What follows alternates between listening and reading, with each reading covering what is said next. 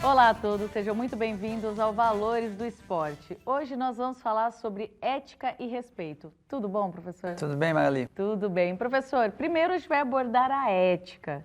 Queria que o professor primeiro falasse sobre ética, para depois a gente ir para o esporte. Magali, a ética ela tem uma história longa, ela começa do ponto de vista ocidental na Grécia Antiga, com o desafio de se viver coletivamente. Não precisa pensar muito em ética se você imaginar uma vida solitária, uma vida em que você dê conta da sua própria existência. Na medida em que nós nos unimos em grupos, em comunidades e passamos a conviver uns com os outros, é preciso criar certos limites da ação do outro, é preciso criar certos imperativos que garantam a liberdade e, ao mesmo tempo, a segurança. Isso vai se pautar em códigos ao longo da história, né? Primeiro, assim, em códigos muito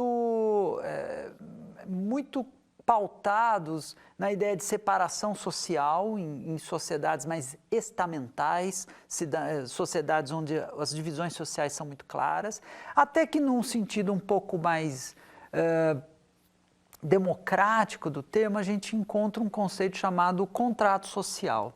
O contrato social, ele nada mais é do que um código, né, um acordo entre as partes para garantir o máximo de liberdade dentro também do máximo de segurança. Então ele tenta equilibrar desejos e deveres, direitos e deveres, né? Hoje em dia, a ética, em grande medida, ela está relacionada aos comportamentos no interior desses contratos sociais, tanto no que diz respeito a obedecer às regras estabelecidas, como compreender e interpretar circunstâncias que não estão previstas nas regras, nos códigos, mas são de bom senso, são situações que são esperadas do comportamento civilizado. E, professor, agora pensando um pouco na parte do esporte, onde a gente encaixaria, né, a ética dentro do esporte? Em duas frentes também, eu pensaria, mais ou menos seguindo a explicação que eu fiz inicialmente. A gente tem a parte formal das regras do esporte, né, da ética esportiva, que seriam os próprios códigos, as regras em si. Né? O esportista ele tem que seguir as regras. Essa é uma posição que na filosofia do esporte a gente denomina de posição formalista. O atleta ou quem quer que seja que esteja envolvido no esporte, ele tem diante de si as regras que constituem esse esporte. O esporte não é um evento natural, é um evento criado pelos seres humanos. E quando ele é criado, ele é disposto dentro de um conjunto de regras. Praticar aquele esporte de forma ética prevê seguir aquelas regras da forma mais clara possível. Porém, eu fiz um outro conjunto de explicações também quando eu mencionei o conceito geral de ética. Eu disse que é impossível aos contratos sociais preverem tudo o que acontece na vida. Algumas coisas nós vamos ter que agir com o bom senso, com o nosso comportamento ético. Isso não está previsto na regra, mas eu entendo que é, por exemplo, uma convenção entre as pessoas seguirmos certos comportamentos. No esporte isso também é assim, dentro de uma corrente que a filosofia do esporte nomeia como convencionalismo. Ou seja, não basta só seguir as regras do esporte, mas seguir também algumas convenções, alguns comportamentos que fazem aquele jogo ficar mais ético. Então, por exemplo, só para o nosso telespectador acompanhar, de forma prática o que a gente está falando. Veja, digamos que um jogador de futebol está em posse de bola e ele vai correr com a bola, ele sente uma cãibra violenta e ele cai. Nada tem na regra que obrigue o outro time a parar a partida. O outro time poderia partir com a bola, mesmo tendo um a menos, um lesionado do adversário dentro do campo e até marcar o gol. Mas, em geral, é um comportamento chamado de fair play. Você, em vista da lesão inesperada do seu adversário, talvez tocar essa bola para a linha da lateral, né, para que o adversário seja atendido e depois segue-se o jogo. Isso é uma convenção, não está na regra, mas é um comportamento esperado. Então, a ética no esporte prevê tanto seguir as regras, literalmente, como também as convenções. Num caso desse de fair play, quando ele não acontece, a gente pode considerar, então, que foi uma atitude antiética daquela equipe, mesmo ela sabendo que dentro do jogo está tudo ok, porque era um direito dela, né, ali naquela situação do esporte e que leva a essas situações. Isso pode acontecer. Então, nesse caso, seria uma atitude antiética do time contrário. Por essa linha de entendimento, sim. Porém, a gente tem que sempre lembrar que é preciso julgar as circunstâncias. Tem um exemplo muito conhecido dado por uma filósofa do esporte inglesa chamada Emily Ryle, em que ela menciona um jogador novo, ainda um garoto que veio do campeonato africano jogar no campeonato inglês. E ele não estava habituado, não é muito típico do campeonato africano que se coloca a bola para fora, mais ou menos no exemplo que eu disse. Não é bem uma câimbra, é uma outra circunstância, mas só para ser breve aqui, não é tão comum que se devolva a posse de bola, né, para o time adversário após um atendimento desse tipo. Ele, não sabendo disso, ele pega a bola, vai e marca o gol do time adversário e ficou todo um constrangimento, mas veja, ele também não tem culpa, porque ele não conhecia essa convenção. Então é importante essa sutileza do comportamento ético. É antiético quando você sabe que estava fazendo uma coisa errada e ainda assim o fez. Se eu não sei que aquilo era errado, é mais difícil de dizer que é um comportamento antiético. Claro, isso tem limites. Eu não posso matar uma pessoa e dizer, eu não sabia que eu não poderia matar essa pessoa. Compreende? É o que um filósofo alemão muito conhecido, chamado Immanuel Kant, nomeou como imperativo categórico. Os imperativos categóricos são comportamentos que a gente espera de todos. E eles estão quase sempre pautados na máxima, eu espero que o outro me trate da forma como eu trato ele. Então, eu não preciso dizer que não é permitido matar uma pessoa, uma vez que eu tenho claro em mim que eu não quero morrer, que eu não quero que outra pessoa me mate. Então já está colocado de partida que é ético não matar outra pessoa. A situação do gol é totalmente diferente, né? Percebe? Não foi possível condenar a atitude desse jovem jogador africano. Estou mencionando o fato dele ser jovem também, porque ele ainda talvez não tenha tido tempo de conhecer outras ligas e o comportamento em outras ligas, né? E lá no campeonato que ele disputava, não era assim que eles faziam. E se não era assim que eles faziam, não era antiético fazer assim, né? Então a ética, ela é sempre seguir as regras, mas também inaugurar uma espécie de raciocínio ético, né, de julgamento ou de avaliação, interpretação dos comportamentos, e não só seguir uma tábua de regras. Professor, agora pensando na parte do atleta quando ele decide protestar, né? Ele usa esse espaço que ele tem para protestar. É antiético ele usar o esporte, né, que tem esse contrato, né, para uma outra coisa? Pois é, Magali, esse é um tema muito interessante. Por coincidência, numa aula recente que eu dei na Unicamp, onde eu leciono, esse tema saiu, foi um debate bastante produtivo. Há várias linhas aí para a gente interpretar. Vamos lá, o atleta fez um posicionamento, um protesto político, e ele assinou um contrato. Estou falando isso porque isso recentemente aconteceu num episódio brasileiro. Ele assinou um contrato em que ele não poderia se manifestar politicamente. Ora, uma leitura ética contratualista, que foi a que eu mencionei agora há pouco, é uma linha muito forte do pensamento ético atual, de que nós vivemos, regidos por contratos sociais. Do ponto de vista contratualista, ele feriu a ética, porque ele assinou um contrato. Às vezes as pessoas confundem, Magali, o teor do protesto com o contrato. Assim, como... O que eu estou querendo dizer? Se eu apoio o protesto, eu digo, ele tem o direito de... Se eu não apoio, vou no contrato. No contrato dizia que não podia. Então, em filosofia, a gente evita fazer julgamentos apressados, a gente tenta encontrar as lógicas. Qual a lógica interna? Se eu tenho uma visão contratualista, a lógica decorrente é que essa pessoa que protestou, tendo assinado um contrato que o impedia de protestar, está errada.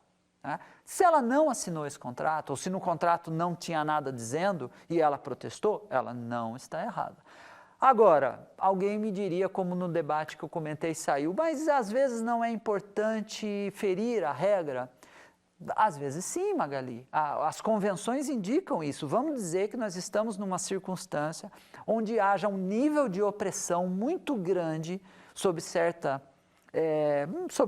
tema, como foi o caso dos Panteras Negras, enfim, vários casos aí na história do esporte, em que havia um nível de opressão tão grande que naquele momento era importante ferir a regra para ter um comportamento que o futuro julgou como ético.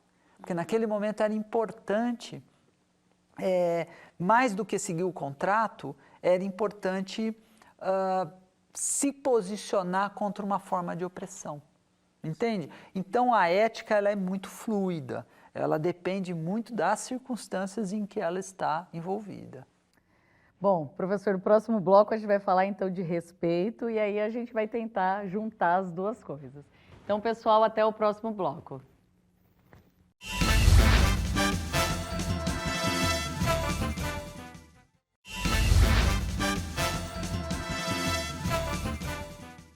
Estamos de volta com Valores do Esporte e agora vamos falar de respeito, professor. Vamos fazer que nem na ética. Primeiro o professor fala um pouco de respeito e depois a gente entra para o esporte. O respeito é um conceito complexo, o respeito é um conceito importante na filosofia, porque ele mobiliza alguns elementos que certos filósofos se dedicaram bastante, que é a nossa relação, né? A relação entre sujeitos e como que nós vivemos em sociedade. De maneira geral, como eu mencionei no primeiro bloco, o imperativo categórico kantiano foi uma pedra fundamental nesse aspecto. O que é o imperativo categórico? É aquilo que eu mais ou menos resumi como sendo: vou tratar o outro da forma como eu espero ser tratado. Tá? Existe também um segundo imperativo categórico que é interessantíssimo e que nos dias de hoje ia fazer muito bem se a gente conseguisse seguir, essa é a minha opinião. Um segundo imperativo categórico proposto por Kant é que eu devo usar as pessoas, ou eu devo me relacionar com as pessoas, entendendo que elas são um fim e não um meio. O que isso quer dizer? É muito comum nos dias de hoje você se relacionar com alguém porque ele é importante para você atingir um certo objetivo, porque ele é uma pessoa que vai te abrir portas, porque ele é alguém do seu trabalho que você tem que aturar. Tudo isso é interpretar as pessoas como sendo um meio para atingir os seus objetivos. Tratar essa pessoa com respeito, e aí eu volto ao conceito que você trouxe, no imperativo categórico kantiano é tratar essa pessoa como um fim em si mesma. Isso me levaria a compreender que a pessoa é daquela maneira, respeitá-la, bom, ela é daquela maneira, mesmo que aquela maneira não seja tão útil para eu atingir os meus fins. Eu vou respeitar a forma como ela é, nos seus limites, nas suas qualidades e etc., nas suas diferenças. Então o respeito, eu estou mobilizando aqui o conceito kantiano, que me parece interessante, ele tem muita relação com essa ideia de igualdade e de compreensão das diferenças. E inserindo o respeito dentro do esporte hoje, né? Primeiro eu queria, professor, fazer essa diferenciação, né? Da ética, daquilo que você vai seguir, né? E do respeito, porque não necessariamente é a mesma coisa. Às vezes as pessoas confundem mesmo, né? Essa relação de ética e respeito. Eu lembro até uma época que eu trabalhei numa academia que a gente precisava decidir qual era a missão da academia. E eles jogaram palavras e houve essa discussão porque a galera queria que colocasse ética. E aí veio a discussão no sentido de que a ética é meio que a obrigação e o respeito não, que é o que o professor puxou aí, que seria o sonho, né? Se as pessoas olhassem para a outra como um fim. Então, eu queria entender no esporte, como que a gente encaixa isso? Essa diferença que você está fazendo é muito feliz e muito importante na filosofia e, por extensão, na filosofia do esporte. A ética, da forma como você mencionou, ela está razoavelmente compreendida dentro do contrato social, dentro daquilo que é estabelecido, no caso do esporte, nas regras, né, ou nos contratos que ditam o esporte, que organizam o esporte. Agora, existe um conceito que cada vez ganha mais atenção na filosofia do esporte, que é o conceito de fair play. Fair play geralmente é traduzido por jogo limpo, uma coisa eu não gosto muito dessa tradução, para falar a verdade. O fair play é uma espécie de jogo justo ou de uma série de comportamentos que não estão necessariamente previstos na regra, mas que garantem uma jogabilidade e um respeito ao jogo e um respeito aos adversários, até mesmo à torcida e etc. É assim uma espécie de convenção de respeitos, né, de várias expressões de respeito, por assim dizer. Veja, a gente precisa tomar cuidado assim, com a compreensão de que a ética é sempre positiva. Eu acho que o exemplo que você deu é bom, é feliz para nos levar a isso. Tem um filósofo francês chamado Michel Maffesoli, que ele abre uma palestra uma vez na França, isso depois virou um texto, ele abriu uma palestra perguntando para a plateia qual era a instituição mais ética que existe. E a plateia, sem medo de errar, pensou um pouco, alguém lá se arriscou e disse, a igreja. Não, né? E todo mundo já respondeu, não precisou nem ele. Não, nem sempre. Sim, sem desrespeitar as igrejas, mas há vários episódios assim de comprometimento ético do comportamento de algumas igrejas em alguns momentos e etc. Bom, então o governo... não, aí não tem nenhuma, né? Não precisou nem muita explicação, não dá. A polícia, não, tem vários episódios de corrupção na polícia, então, enfim, as pessoas foram arrolando exemplos e não se chegava a uma conclusão, até que ele deu a resposta. A instituição mais ética que existe é a máfia. Se você não seguir as regras estritamente, você paga com a sua vida. Isso é suficiente para a gente entender o conceito de ética. Ética não é uma coisa necessariamente boazinha. Ética é o comportamento estrito de seguir as regras que foram colocadas.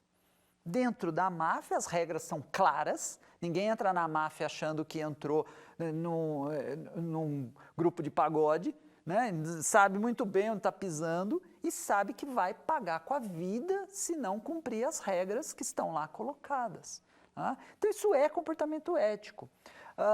O respeito talvez levasse uma pessoa, vamos imaginar a circunstância de que uma pessoa que entrou na máfia, só para insistir no exemplo, fosse pedido que ela matasse alguém pela qual ela tem muito respeito. E ela se recusasse. Talvez ela pagasse com a própria vida, como a gente já mencionou, mas ela se recusaria. Ela diria, essa pessoa eu não vou matar. A própria mãe, não sei, em que ele vai dizer, não, esse limite eu não vou cruzar.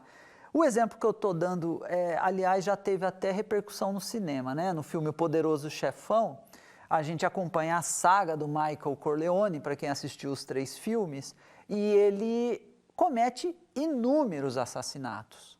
Ele é um mafioso, mas no último filme ele pede perdão para um bispo, que ele tem confiança naquele bispo, e ele tenta se confessar e pedir o perdão por ter matado quem? O irmão.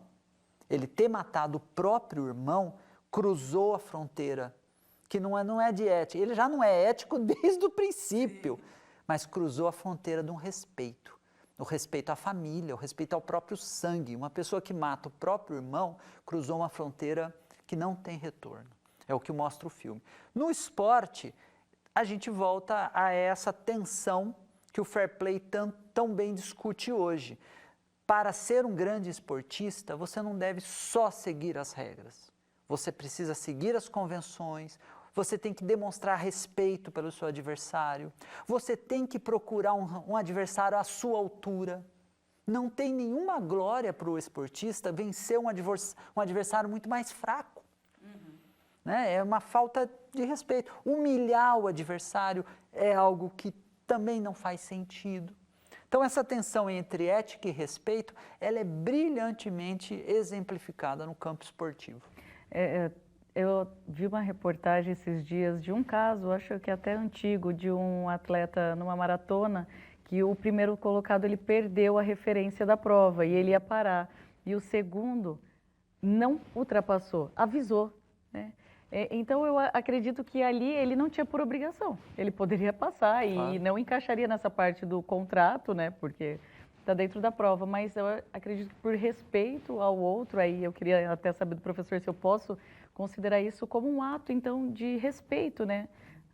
Àquele competidor, ao esporte em si. Sim, eu concordo com a sua leitura, acho que é sim uma manifestação de respeito e veja como o esporte ele é interessante nesse campo, ele de certa forma eterniza os gestos de respeito. Você está mencionando uma coisa que você lembrou, ao você dizer, eu já lembrei do nosso Vanderlei Cordeiro de Lima, que foi interrompido durante a Olimpíada de Atenas, na maratona, mas depois ganha a medalha Barão Pierre de Coubertin, como sendo, teve toda uma manifestação de respeito pelo gesto que ele sofreu. E ele próprio foi muito respeitoso, na minha interpretação, quando ele continua correndo, sabe? Ele poderia ter feito ali uma manifestação horrorosa, ter parado, ter entrado com... ele tinha direito de fazer isso, eu até falei horrorosa no sentido assim, de muito grande, mas não quis dizer que não fosse direito dele. Era direito, ele foi interrompido, né? Mas em vez de ir para esse lado mais legalista, né, para esse lado muito estrito do contrato, eu tenho o direito de terminar a minha prova sem ser interrompido, isso está claro. Né? Quando entra lá aquele bispo irlandês meio malucado e segura ele, né? Ele pode ter se desconcentrado, ele perdeu o pace, tem uma série de coisas, mas ele se desvencilha daquilo, continua, fica em terceiro lugar e chega comemorando muito feliz, muito alegre. Aquilo foi visto como um gesto de respeito ao esporte. O maior objetivo dele era terminar aquela prova e terminar bem. Então, como atitude, vamos dizer, compensatória, né? Claro, a organização julga que ele é merecedor da medalha Pierre de Coubertin. Foi lindo, né? Agora lembrando, assim, dá até uma emoção mesmo de lembrar daquela situação toda, que foi muito bonito da parte dele, ele chegou fazendo um aviãozinho, foi bem bacana mesmo. Bom, professor, obrigada aí pela participação. E é isso, pessoal. A gente espera então vocês no próximo programa. Até lá. Tchau, tchau.